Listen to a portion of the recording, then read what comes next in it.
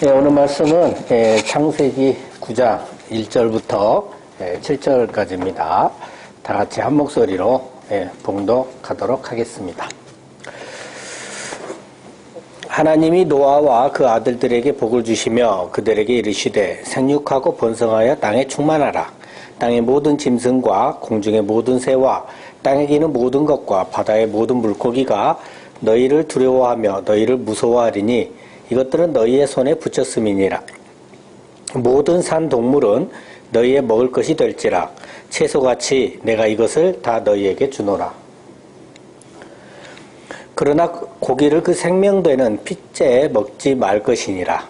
내가 반드시 너희의 피 곧 너희의 생명의 피를 찾으리니 짐승이면 그 짐승에게서 사람이나 사람의 형제면 그에게서 그의 생명을 찾으리라.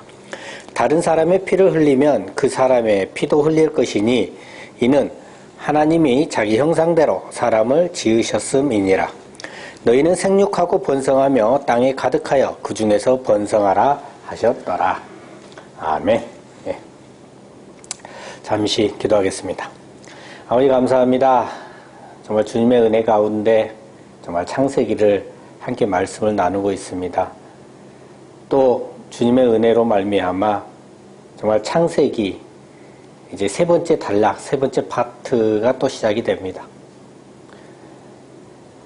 정말 성경에서 제일 앞에 있는 이 창세기, 이걸 통해서 하나님께서 무엇을 말씀하고자 하시는지 저희들 온전히 깨닫게 하시고 은혜 받게 하셔서 그 뜻대로 저희들이 살아갈 수 있도록 아버지 축복하여 주옵소서.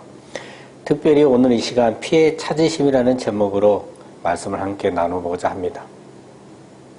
하나님께서 우리를 위하여 어떻게 피를 되찾아 가시는지 깨닫게 하시고 감사함으로 하나님의 사랑에 감동함으로 그걸 저희들이 갖고 그 사랑의 빚을 갚으며 너무나 고마운 마음에 갚지 아니할 수 없는 저희들이 될 수 있도록 아버지 오늘 이 시간 변화시켜 주시옵소서. 감사드리며 우리 예수 그리스도 이름으로 기도드립니다. 아멘. 네, 할렐루야 반갑습니다.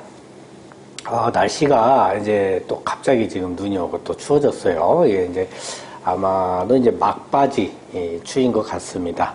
그죠? 제가 이제 기도할 때 잠깐 말씀을 드렸는데 이제 오늘부터 창세기 제 세 번째 파트가 이제 새롭게 시작을 합니다. 지금까지 보면 이제 그 홍수로 인해서 땅의 모든 것이 어떻게 됐어요? 멸망됐습니다. 그리고 이제 방주에 있던 노아와 그 다음에 이제 그 노아의 아내 그리고 세 아들과 세 아들들의 며느리인 세의 며느리들만 이렇게 살았죠.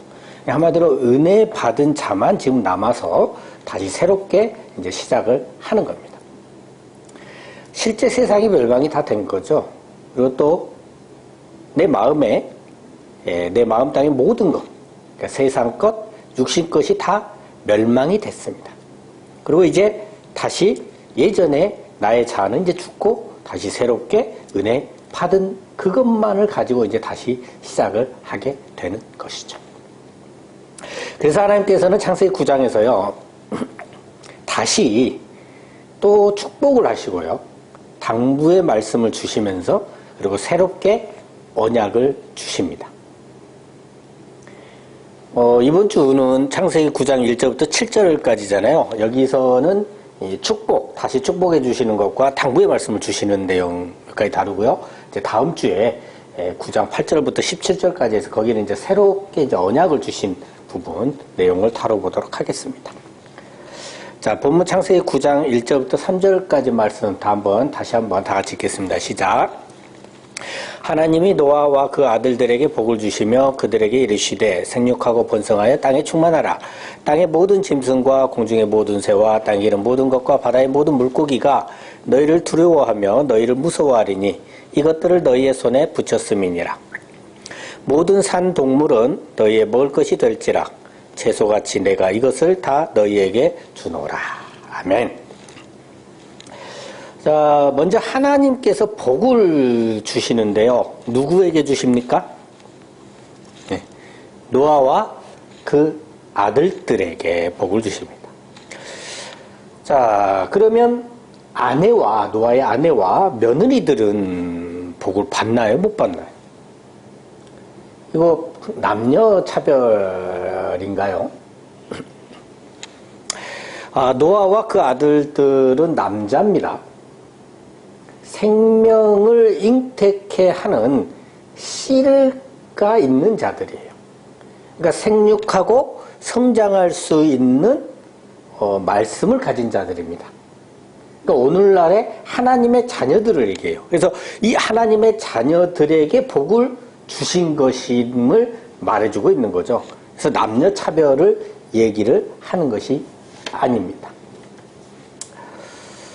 자, 그리고 이제 본문 2절에 보면요. 모든 생물이 너희를, 그러니까 노아와 그 아들들을 또 우리 하나님의 자녀들을 어떻게 해요?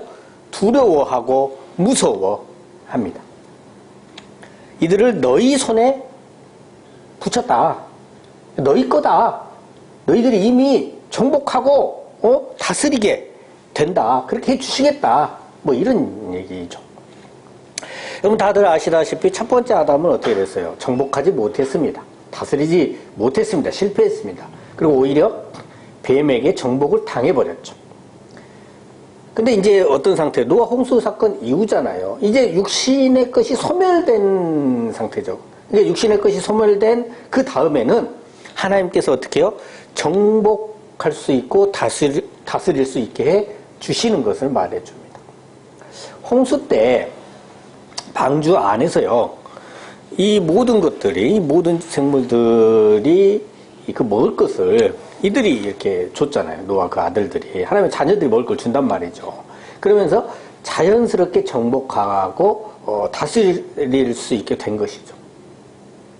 그러니까 오늘날의 우리들도요, 예수 그리스도라는 그 방주 안에서 말씀도 주고 신앙도 가르쳐 주고 사랑으로 또 대해주면서 그렇게 자연스럽게 그들의 마음 땅을 선함으로 정복하고 다스릴 수 있게 되는 것입니다. 하나님께서 주신 5가지 복이 다 나왔습니다. 자, 먼저 짐승들에게 주시는 복은 어디까지였죠? 생육하고 번성하고 충만이었습니다. 사람에게 주시는 복은 5단계 다 주셨잖아요. 생육하고 번성하고 충만하고 정복하고 다스려라 이렇게 주셨단 말입니다. 창세기 1장 20절부터 22절 말씀 보고 오겠습니다. 모든 생물들에게 축복해 주시는 장면이에요. 다 같이 한번 읽겠습니다. 시작. 하나님이 이르시되 물들은 생물을 번성하게 하라. 땅 위 하늘의 궁창에는 새가 나르라 하시고 하나님이 큰 바다 짐승들과 물에서 번성하여 움직이는 모든 생물을 그 종류대로 날개 있는 모든 새를 그 종류대로 창조하시니 하나님이 보시기에 좋았더라. 하나님이 그들에게 복을 주시며 이르시되 생육하고 번성하여 여러 바닷물에 충만하라. 새들도 땅에 번성하라 하시니라. 자, 첫 번째 생육이고요. 두 번째는 뭐예요? 번성이죠. 자, 세 번째는 충만인데 어디에 충만하라고 되어 있습니까? 여러 바닷물에 충만하라. 여기서 이 바다는 얌이라는 단어예요. 그래서 바다는 뭐였습니까? 세상에 많은 말들, 세상에 많은 지식들이잖아요. 그리고 또 이제 첨언을 하면 그 가나안의 신이기도 합니다. 그 여성 신이 있거든요. 라합이라는. 그래서 그 라합과 굉장히 가까운 하나님의 원수들 중에 하나예요. 이게 이제 시편 89편 9절로 10절에 보면 이런 내용이 좀 나와요. 그래서 하나님을 도저히 알 수 없는, 오히려 하나님을 적대시하는 세상의 많은 말들, 세상의 많은 지식들, 그 속에서 충만해지는 것들이 바로 뭐다? 짐승이라는 거예요. 짐승들. 그리고 새들도 땅의 번성을 합니다. 여기서 이 땅은요, 에레츠라는 단어입니다. 이 에레츠라는 단어는 실제 육지, 땅을 가리키기도 하고요. 또는 어떤 정치적인 의미로 볼 때는 그 어떤 관할 지역 내의 주민들을 얘기하는 경우도 있어요. 또 어떤 부족의 소유나 유산, 재산, 뭐 이런 것들을 말을 합니다. 그러니까 한마디로 표현하면 우리가 알고 있는 이 세상이에요. 이 세상의 땅. 거기에서 뭐 해라? 번성하라는 겁니다. 자, 이제 이전에 사람에게 복을 주시는 장면을 보겠습니다. 창세기 1장 26절로 28절인데요. 한번 다 같이 읽겠습니다. 시작. 하나님이 이르시되 우리의 형상을 따라 우리의 모양대로 우리가 사람을 만들고 그들로 바다의 물고기와 하늘의 새와 가축과 온 땅과 땅에 기는 모든 것을 다스리게 하자 하시고 하나님이 자기 형상 곧 하나님의 형상대로 사람을 창조하시되 남자와 여자를 창조하시고 하나님이 그들에게 복을 주시며 하나님이 그들에게 이르시되 생육하고 번성하여 땅에 충만하라 땅을 정복하라 바다의 물고기와 하늘의 새와 땅에 움직이는 모든 생물을 다스리라 하시니라. 자, 여기서 마찬가지 첫 번째 생육이고 두 번째 번성이죠. 자, 세 번째 충만인데 어디에 충만하라고 되어 있어요? 땅에 충만하라. 그리고 네 번째 땅을 정복하라. 다섯 번째 모든 생물을 다스리라 합니다. 자, 여기서 충만하고 정복하라는 땅은요, 아다마라는 단어예요. 아다마는 물을 공급하고 식물을 자라게 하는 땅을 얘기를 합니다. 그러니까 생산 능력이 있는 땅을 말해요. 자, 그런 땅이 무슨 땅이냐? 사람의 마음이에요. 하나님의 자녀들의 마음의 땅입니다. 그러니까 살아있는 하나님의 자녀들의 그 마음 땅에 뭐예요? 충만하고 정복하라는 말씀입니다. 자, 다시 오늘 본문 1절 말씀 한번 읽어볼까요? 시작. 하나님이 노아와 그 아들들에게 복을 주시며 그들에게 이르시되 생육하고 번성하여 어디에 충만해라? 땅에 충만하라. 근데 오늘 본문에서 충만하라는 이 땅은요, 땅은 창세기 1장하고 달라요. 창세기 1장에서는 아다마라는 땅에 충만하라 했는데 오늘 본문에서의 충만하라는 땅은 에레츠라는 단어예요. 우리가 알고 있는 이 세상의 땅이잖아요. 그 세상의 땅에 충만하라. 노아 홍수 사건 이후에 육신을 거의 다 멸망시키고 난 그 하나님의 자녀들에게 하시는 말씀이죠.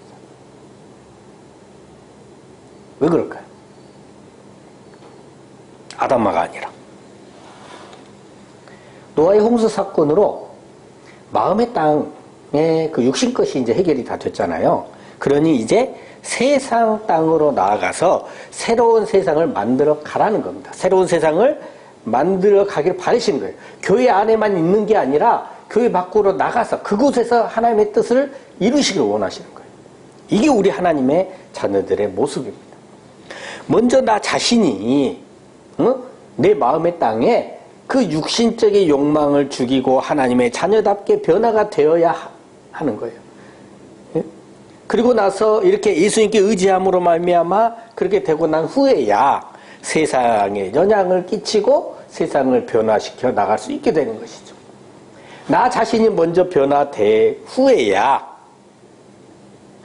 내가 자신이 먼저 변화되어야만이 세상 사람들의 영향을 끼치며 복음을 전파할 수 있게 된다는 거예요. 그런데 많은 믿는 사람들이 실수하고 있는 것들이요, 자신의 변화보다 교회로 많은 이들을 데리고 나오려고 하는 눈에 보이는 전도에만 혈안이 되더라는 거예요.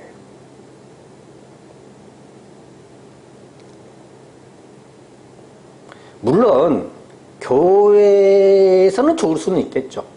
근데 본인의 입장에서 봤을 때는 나는 변화 안 받고 내가 데려온 사람만 변화 받는다면 그럼 도대체 나는 뭐냐. 그리고 데리고 온다 한들 그 사람이 나를 보고 배울 거 아니에요. 그래서 진정 변화가 없는 껍데기만 기독교인 사람이 다른 사람을 전도해서 가르칠 수 있는 게 뭐예요? 결국은 껍데기만 기독교인인 거예요. 나를 보고 배울 거니까. 여러분, 우선 나 자신이 변화되길 원합니다. 그래야 지금 어떻게 돼요? 기독교 신뢰가. 아주 보면 바닥까지 추락하다 못해 땅을 파고 지하에까지 내려가 떨어져 버렸어요. 이게 기독교 신뢰가 이렇게 돼버렸잖아요. 이걸 다시금 끌어올릴 수 있는 그 계기를 마련하기 위해서는 우선 나 자신부터 진정한 하나님의 자녀답게 변화가 되어야 한다는 거예요. 여러분, 기독교 신뢰 추락이요, 그거에 대해서 핑계대지 맙시다. 언론이 기독교만 이슈화하니까 그렇다. 응? 또 뭐 왜 그런지 왜 어쩐다 등등 핑계대지 말자고요. 솔직히 잘못된 것은 잘못됐다고 인정하고 겸손하게 회개함으로 밑바닥부터 다시금 시작하시는 저 여러분 되시길 예수 그리스도 이름으로 간절히 소망합니다. 네, 아멘. 자, 본문 3절 말씀 다 같이 읽겠습니다. 시작. 모든 산동물은 너희의 먹을 것이 될지라 채소같이 내가 이것을 다 너희에게 주노라. 아멘. 창세기 3장 18절로 19절 보면요. 원래 우리가 먹을 것은 뭐였냐면 밭의 채소였습니다. 그리고 이 밭의 채소를 먹기 위해서는 흙으로 돌아갈 때까지 얼굴에 땀을 흘려야 먹을 수가 있었습니다. 히브리서 5장 12절 보면요. 우리가 먹을 수 있는 음식, 우리가 먹을 수 있는 하나님의 말씀 두 가지가 나옵니다. 하나는 젖의 말씀이고요. 전. 그리고 또 하나는 두 번째는 단단한 음식입니다. 이 젖은 하나님의 말씀의 초보되는 말씀, 어린아이가 먹는 말씀이에요. 이제 막 믿기 시작한 성도들이 먹는 말씀이죠. 그리고 이 두 번째 이 단단한 음식은 히브리서 5장 14절을 보면요. 장성한 자의 것이에요. 지각을 사용함으로 연단을 받아서 연단을 받아서 선악을 분별하는 자들이 먹는 것이다. 그래서 본문의 이 밭의 채소는 이 젖에 해당을 합니다. 단단한 게 아니잖아요. 그래서 이 밭에 채소처럼 주신 그 먹을 것이 산동물이에요. 산동물. 살아있다는 거예요. 살아있다는 것이 뭐예요? 생육하는 것이죠. 생산 능력이 있다는 것이고 점점 자라고 있다는 겁니다. 생육하고 자랄 수 있는 그 씨 있는 말씀을 얘기를 하는 겁니다. 근데 이 밭의 채소와 이 산동물은 차이점이 있어요. 밭의 채소는 밭에 그대로 있어요. 가만히. 근데 산동물은 어떻게 해요? 움직인다는 겁니다. 이제 홍수 사건을 통해서 내 안에 육신의 정욕이 해결된 우리는 가만히 있는 밭의 채소를 먹기도 하지만 살아 움직여야 하는 겁니다. 세상 삶의 그 문화 속에서 세상 사람들과 어우러지고 그 속에서 하나님의 말씀을 먹을 수 있어야 합니다. 교회에서만 믿음 있는 것 같은 무늬만 신앙인으로 사는 것이 아니라 세상 속에서 믿음 있는 자가 되어야 하는 거죠. 삶 속에서 간증이 있어야 하고요. 삶 속에서 하나님의 음성을 들으며 살아가야 합니다. 삶 속에서 하나님의 그 살아계심을 드러낼 수 있어야 합니다. 삶 자체가 하나님의 말씀에 순종의 장이요. 하나님의 말씀이 실현되는 천국이 되어야 합니다. 그래서 설교도요. 이론에 그쳐서는 안 됩니다. 우리가 살아가고 있는 현실의 삶 속에서 이루어져야 하죠. 말씀을 전하는 목회자도 죽어있는 믿음이 아닌 삶 속에서 실제 체험되어지고 살아계신 하나님을 만난 간증이 함께 선포될 수 있는 살아 숨쉬는 설교가 되어야 하는 것이죠.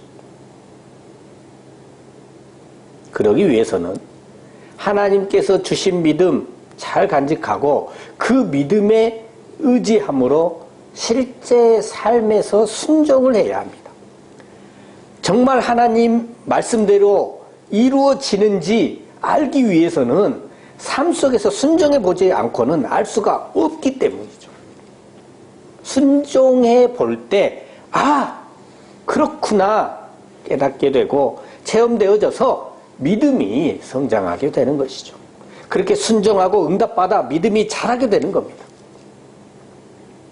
처음에 아주 작은 것 하나 순종하기 힘들어요. 아주 작은 것 하나. 하지만 순종해보면 그 체험을 통해서 만들어지는 작은 믿음이 생기고 또 그 작은 믿음에 의지해서 좀 더 순종하기 어려운 것들에 대해서도 또 순종할 수 있게 되고 또 응답을 받고 또 믿음이 자라게 되고 점점 더욱 어려운 것에도 순종할 수 있게 되는 거예요. 이런 믿음의 삶에 선한 반복을 통해서 믿음이 성장을 해 가야 하는 겁니다. 이게 산자입니다.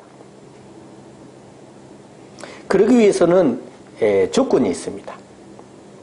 그 조건이 바로 오늘 본문 4절부터 6절까지 나옵니다. 본문 4절부터 6절까지 다 같이 읽겠습니다. 시작. 그러나 고기를 그 생명되는 핏째 먹지 말 것이니라. 내가 반드시 너희의 피, 곧 너희의 생명의 피를 찾으리니 짐승이면 그 짐승에게서, 사람이나 사람의 형제면 그에게서 그의 생명을 찾으리라. 다른 사람의 피를 흘리면 그 사람의 피도 흘릴 것이니 이는 하나님이 자기 형상대로 사람을 지으셨음이니라. 아멘. 이 4절부터 6절까지 말씀이 바로 생육하고 번성하며 땅에 가득하여 그 중에서 번성하는 그 길입니다. 그래서 4절부터 6절까지 말씀의 그 끝에서 7절에서 다시 한번 생육과 번성을 강조해 주고 있는 것이죠. 본문 4절에서부터 6절에서 말씀해 주고 있는 것은 크게 두 가지인데요. 하나는 피는 곧 생명이다라는 거예요. 두 번째는 피는 곧 죽음이다라는 겁니다.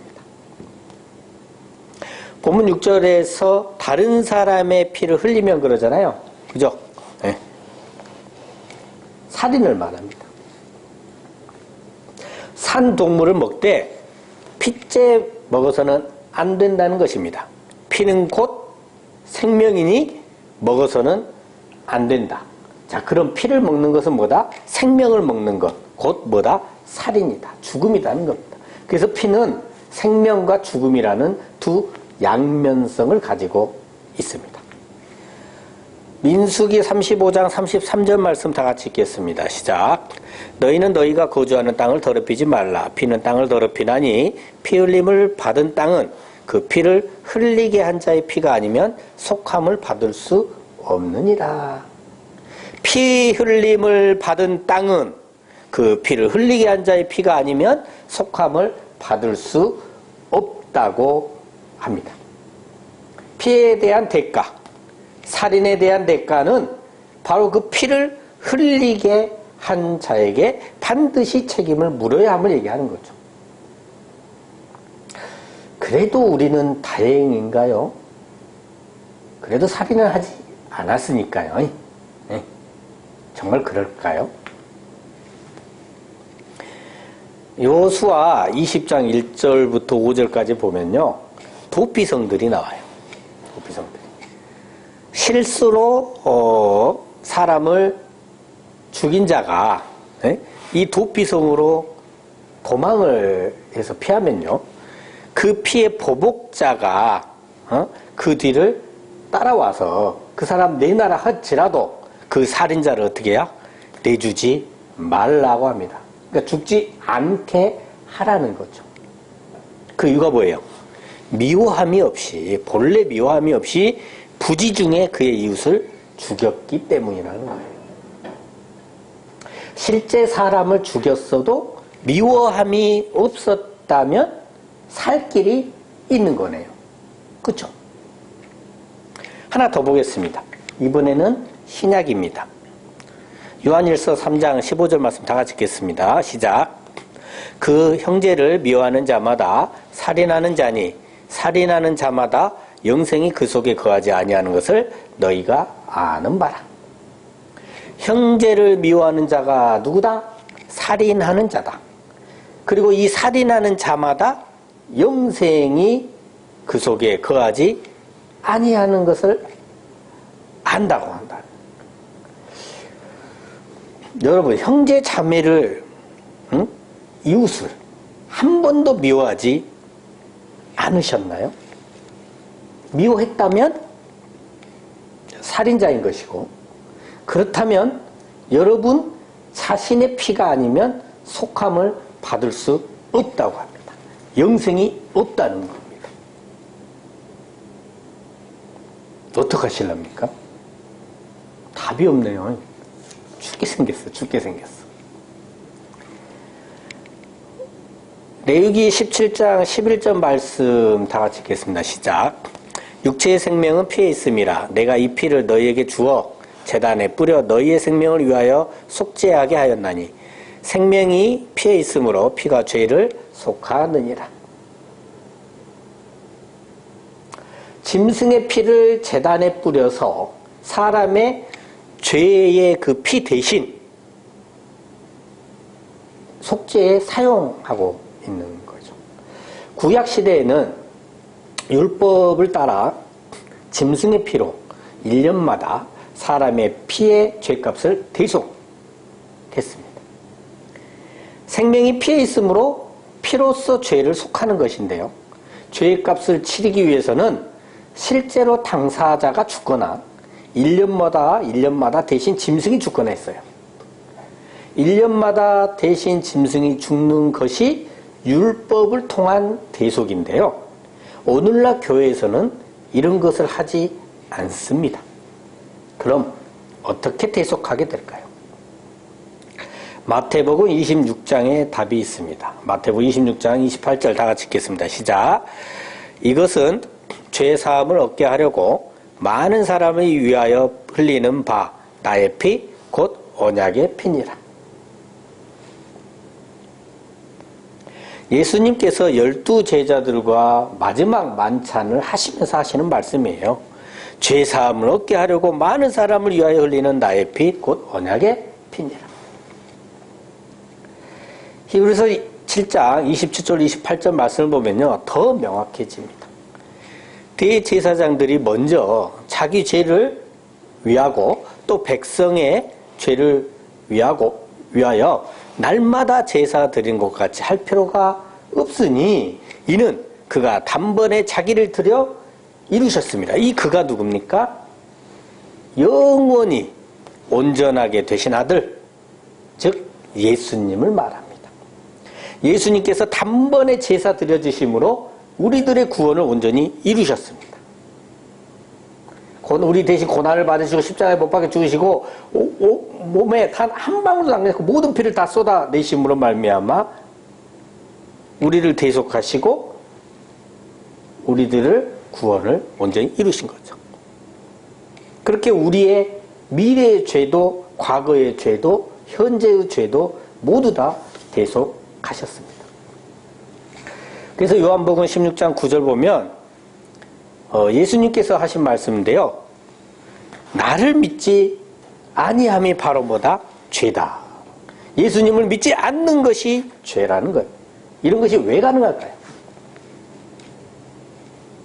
시간도 창조된 것이라고 예전에 말씀을 드렸었잖아요. 창조물인 시간의 흐름이 하나님의 세상에 아무런 영향을 끼치지 못하기 때문에 그렇습니다. 과거, 현재, 이 미래의 흐름이 하나님의 세상에 아무런 영향을 끼치지 못합니다. 그것도 창조물이니까. 그러니까 당연한 겁니다. 예수님의 단번에 드려지심으로 말미암아 과거, 현재, 미래 우리 죄가 다 대속되는 것이 이게 당연한 거예요. 현재 제게는 두 딸이 있습니다. 이 두 딸은 미래에도 제 자녀이고요. 과거에도 태어날 제 자녀예요. 내가 과거의 세계로 잠시 돌아간다 해도요. 현재의 제 두 딸은 현재 태어날 제 자녀란 말이에요. 두 딸이 제 자녀이면은 과거든 현재든 미래에 관계없이 저의 자녀예요. 여러분 우리는 하나님의 말씀을 거역하여 세상과 벗되어 먹지 말라 하신 선악을 알게 하는 나무의 열매를 먹는 그러한 존재입니다. 스스로 하나님의 자녀임을 거부하고 하나님과 같이 모든 것 위에 우뚝 서려고 했습니다. 그러나 하나님께서는 그런 우리를 내버려 두지 않으시고 사랑으로 자기 자신을 내어주어서 피 한 방울 남김없이 모두 흘리시고 우리의 죄를 다 대속해 주셨습니다. 왜요? 하나님의 자녀이니까요. 자녀된 우리를 살리기 위해서 하나님께서 직접 인간의 몸을 입고 예수님으로 오시어서 십자가에서 죽으심으로 우리 핏값을 세상 땅에 두지 아니하시고 다시 찾아주셨어요. 그렇게 우리 죄를 대속하시고 다시 부활하신 예수님이 그리스도이심과 살아계신 하나님의 아들이심이 믿어지는 우리를 다시 자녀로 삼아주셔서 그렇게 값을 치르시고 우리의 생명된 피를 되찾아 주셨습니다. 그렇게 하나님의 집, 하나님의 나라인 천국을 우리에게 허락해 주셨습니다. 그럼 우린 이제 감사해야죠. 감사밖에 할 게 없네요. 그렇죠? 그래서 형제를 미워하지 않고 형제를 사랑하며 살기 위해서 우리가 몸부림을 치며 살아야 됩니다. 그 사랑을 갚기 위해서 말이죠. 형제를 미워하는 그런 살인을 저지르지 마시고요. 예수님께서 주신 세 계명이 뭐예요? 서로 사랑하라. 이 말씀에 순종하시는 저 여러분 되시기를 예수 그리스도 이름으로 축원합니다. 아멘. 네, 기도하겠습니다. 아버지 하나님 감사합니다. 하나님의 은혜로 이제 창세기 제 세 번째 파트 설교를 새롭게 시작합니다. 1파트와 2파트에 비해 좀 더 세밀하게 역사하시는 하나님을 만나게 하시고 하나님의 자녀로서 정체성을 깨닫게 하시어 주님께서 주신 새 계명 서로 사랑하라는 말씀에 온전히 순종하기 위해 몸부림치며 살아가는 저희들이 될 수 있도록 역사하여 주시옵소서. 늘 감사드리며 우리 주 예수 그리스도 이름으로 기도드립니다. 아멘.